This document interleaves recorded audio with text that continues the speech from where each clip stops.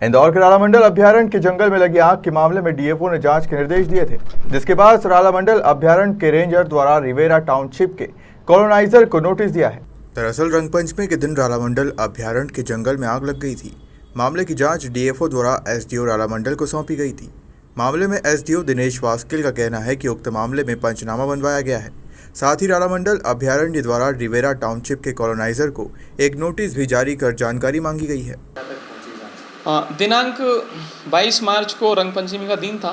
हम लोग भी रंग खेलने की तैयारी में थे और 11-11:15 बजे के लगभग मुझे फ़ोन आया है। एक गांव पीछे पहाड़ घाटी जो रालामंडल अभ्यारण्य के आखिरी छोर पे है, वहाँ से किसी व्यक्ति का फ़ोन आया है। उसका नाम कुणाल और उसका नाम ऐसे कुछ, उसके एक और नाम है, 2 भाई है शायद। तो मैंने नंबर ऐसे ही कुछ आ रहा ट्रू कॉलर पे, तो बताया कि सर आग लगी हुई। तो जैसे ही मैंने स्टाफ को निर्देशित किया कि जाके चेक करें, तो उन्होंने 5 मिनट में कहा कि सर घटना सही है, आग लगी हुई है। तो हम उसके बाद तुरंत हम लोग 10 मिनट में लगभग 11:25 को हम लोग मौका स्थल पे वहाँ पे पहुँचे। तो आग तब तक बहुत काफ़ी फैल चुकी थी, कम से कम 5 से 7 हेक्टेयर में फैल गई थी और हवा तेज़ चल रही थी, आग को बुझाना मुश्किल हो पा रहा था।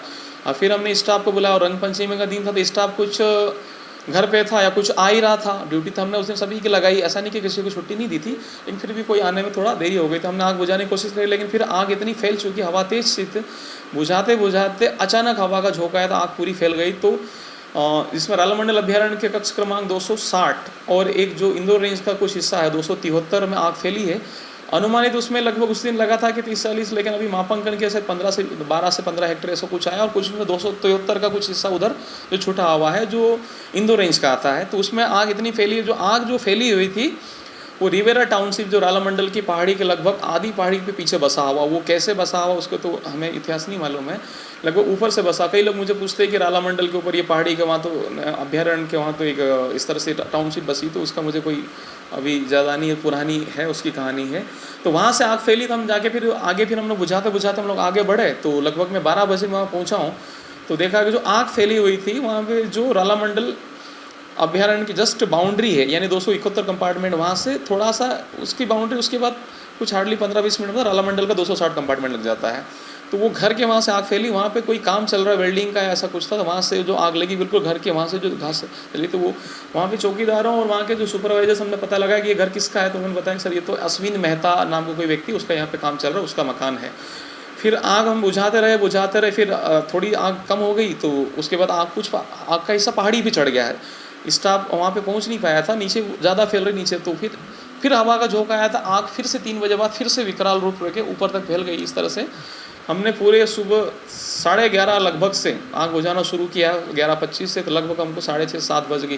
तो लोगों ने पूरे दिन भर होली खेली, हमने पूरे दिन आग से आग खेली है, ऐसा ही चला। तो उसको बुझाया।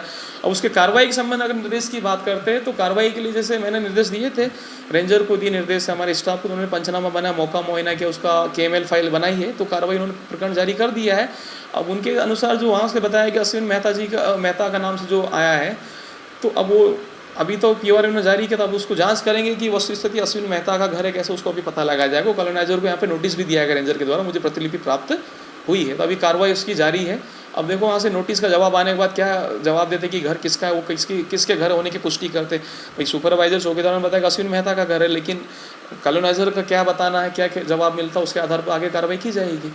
गौरतलब है कि इस आगजनी में रालामंडल अभ्यारण्य का एक बड़ा क्षेत्र आग की चपेट में आ गया था। रालामंडल SDO द्वारा अभी मामले की जांच की जा रही है। इंदौर से जतिन ठाकुर की रिपोर्ट।